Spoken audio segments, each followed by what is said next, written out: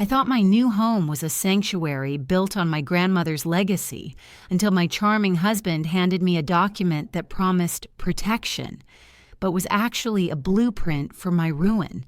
The smell of fresh paint and new beginnings. That's what I remember most. For 2 months, that was the scent of my life, the perfume of my victory. I'd walk through the door of my 2-bedroom bungalow and just breathe it in, a deep, soul-cleansing inhale. This house wasn't just wood and drywall. It was a fortress built on love and loss. It was every penny of the inheritance my grandmother left me, the woman who raised me after my parents passed. She'd worked her fingers to the bone as a seamstress, saving every spare dollar, telling me, "One day this will give you a start, a place where no one can ever kick you out." And here it was, my start, my safe place. My husband Mark seemed to share my joy. He'd wrap his arms around me in the half-empty living room, his chin resting on my head, and whisper about our future here. "Imagine, Sarah," he'd say, "our kids running down this hallway, our Christmas tree right there in that window."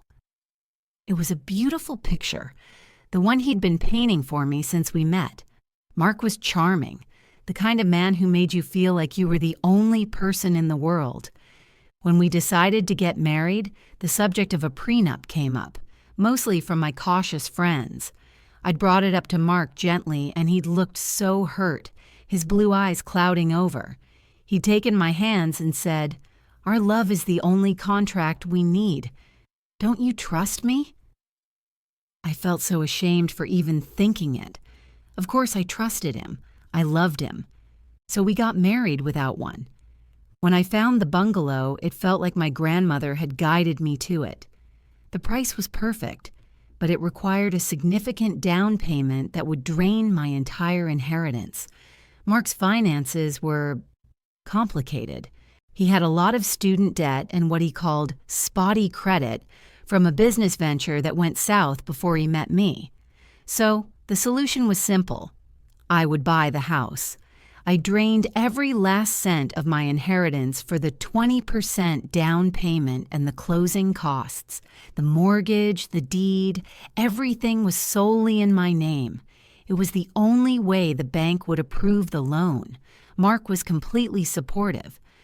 "It's your money, baby," he'd said, kissing my forehead. "You're providing us with a home. I'll handle the bills and groceries until I can contribute more. We're a team." And for a while, we were. The first few weeks were a blur of unpacking boxes, painting walls, and making love on a mattress on the floor because we hadn't bought a bed frame yet. It was perfect. But then, little things started to change. A subtle shift in his language. It went from your house to our house, which was fine. I wanted it to be our house. But then it became my house when he was on the phone with his friends. "Yeah, I'm just doing some work on my house," I heard him say one afternoon from the backyard. It was a tiny prickle of annoyance, nothing more. Then he started talking about our investment and how the property values were rising. He'd bring home brochures for expensive renovations, a new deck, a finished basement. "It'll double our equity," he'd say, his eyes gleaming. I gently remind him that we didn't have the money, that my savings were completely gone.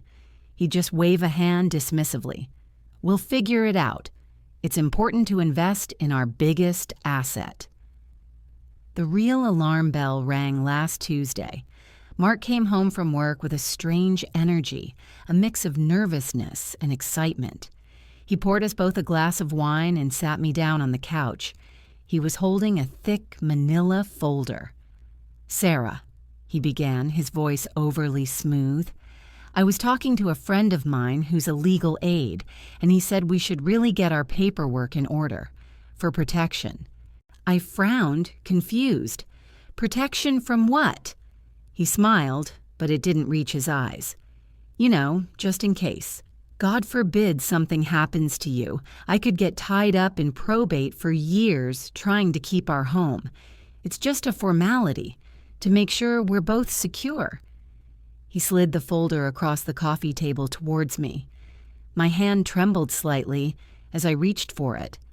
A cold, slithering dread began to pool in my stomach.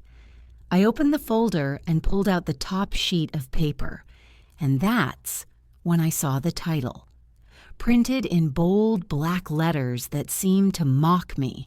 It wasn't a will or an insurance document. It was a quitclaim deed, a legal document that would transfer 50% ownership of my grandmother's legacy, my home, directly to him, for the sum of $1. The air in the room went from smelling like fresh paint to smelling like a trap. I stared at the words, "quitclaim deed," and they seemed to burn themselves onto my retinas. My voice was a whisper, barely there.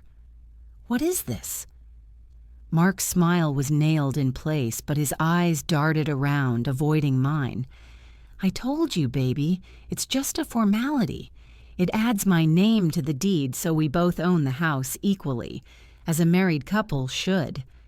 He reached for my hand, but I pulled it back as if his touch were a hot iron. "Equally," I said, my voice gaining a brittle edge. "Mark, I paid for this house. Every single penny of the down payment came from my grandmother. You know that." His smile finally faltered, replaced by a flicker of annoyance. "And I'm paying the utilities, Sarah. I buy the groceries. I'm pulling my weight. Are you trying to hold this inheritance over my head forever? I thought we were a team, a partnership. This piece of paper just makes it official." The words, "piece of paper," were a dismissal, a casual wave of the hand meant to make me feel small and foolish for questioning him. He was trying to gaslight me in my own living room. He was trying to make me believe that his contribution of a few $100s a month in bills was equivalent to my entire life savings, my family's legacy. "I need to think about this," I said, my voice shaking. "I'd want a lawyer to look at it." The change in him was instantaneous. The charming, concerned husband vanished, and a cold, hard stranger took his place. "A lawyer?" he scoffed. "Why? So you can spend thousands of dollars for them to tell you what I'm telling you for free? That this protects us? Or is it that you just don't trust me, Sarah? Is that what this is all about?" His voice was rising, a vein throbbing in his temple. The guilt he'd tried to inspire before now came wrapped in anger. I stood my ground, clutching the folder to my chest like a shield. "I just need some time." He stared at me for a long, agonizing moment, then threw his hands up in theatrical disgust. "Fine, whatever. Take your time. I'm going out." The front door slammed behind him, and the vibration seemed to shake the very foundations of the house I had fought so hard for. I immediately called my best friend, Chloe, the one who had warned me about the prenup. As I explained the situation, the silence on the other end of the line was heavy. When she finally spoke, her voice was low and furious. "He's not trying to protect you, Sarah. He's trying to steal from you. A quitclaim deed is a one-way street. He gets half the house, and if you split up, he walks away with half of your inheritance. Do not, under any circumstances, sign that paper." Her words confirmed the cold dread that had been seeping into my bones. "But why?" I asked, tears welling in my eyes. "Why would he do this?" "I don't know," Chloe said grimly, "but you need to find out. There's something he's not telling you about his finances. I'd bet my life on it." Chloe's words echoed in my head for the next 2 days. The atmosphere in the house was thick with unspoken tension. Mark was being overly sweet, making my favorite dinners, leaving little notes for me. It was a performance, a manipulative show to get me to lower my guard. On the third night, he announced he was going out for drinks with his colleagues. The moment his car pulled out of the driveway, I went into motion. I felt like a criminal in my own home, my heart pounding against my ribs, but Chloe's warning propelled me forward. I went straight to his office, a small room we just finished painting a calm, neutral gray. I started with his briefcase, the one he always kept locked. But last week, I'd seen him punch in the code, his old college jersey number. My fingers trembled as I entered the digits. It clicked open. Inside, beneath a stack of work papers, was another folder. Not manila, but a slick, black one. It wasn't a legal document. It was a business proposal, a detailed, ambitious, and incredibly risky plan for a new tech startup he was planning with a friend. I flipped through pages of projections and market analysis that meant nothing to me until I got to the section on funding. My blood ran cold. He was applying for a massive small business loan, a high-risk, high-interest loan, and there, on a printed-out draft of the application, under the section labeled Assets and Collateral, he had already filled in the details. He'd listed the full market value of my house. A note was scribbled in the margin in his familiar handwriting, pending spousal addition to deed final signature required to secure asset. He couldn't get the loan without the house, and he couldn't use the house as collateral unless his name was on the deed. He wasn't just trying to get a piece of my home. He was planning to gamble my entire inheritance away. I sank to the floor, the papers scattered around me, the full, crushing weight of his deception finally hitting me. That's when I heard it, the sound of his key scraping in the front door lock. My heart seized in my chest. He was home, early. I scrambled to my feet, papers rustling in my panic. Shoving the business proposal back into his briefcase, I fumbled with the lock, snapping it shut just as his footsteps echoed down the hallway. I didn't have time to get out of the office. I flattened myself against the wall behind the door, my breath caught in my throat, praying he wouldn't come in. He walked right past, heading for the kitchen. I could hear the refrigerator door open and close. My mind was a chaotic storm. This wasn't just about a name on a deed anymore. This was a calculated, predatory plan. He saw my inheritance not as our future, but as his personal seed money. He saw my trust as a tool to be used. I slipped out of the office and went to our bedroom, my body moving on autopilot. I sat on the edge of the bed we'd picked out together, the quitclaim deed lying on my nightstand where I'd left it. When he came into the room, he was holding a beer, a placid smile on his face. "Hey, you're still up." He didn't see the terror and betrayal swirling in my eyes. He only saw the prize. "Have you had a chance to think about that paperwork?" he asked, his voice casual, as if he were asking about dinner plans. That's when my fear solidified into a cold, hard diamond of anger. My grandmother didn't save her whole life for her legacy to be gambled away by a charming con artist. I looked him dead in the eye. "Yes," I said, my voice steady, surprising even myself.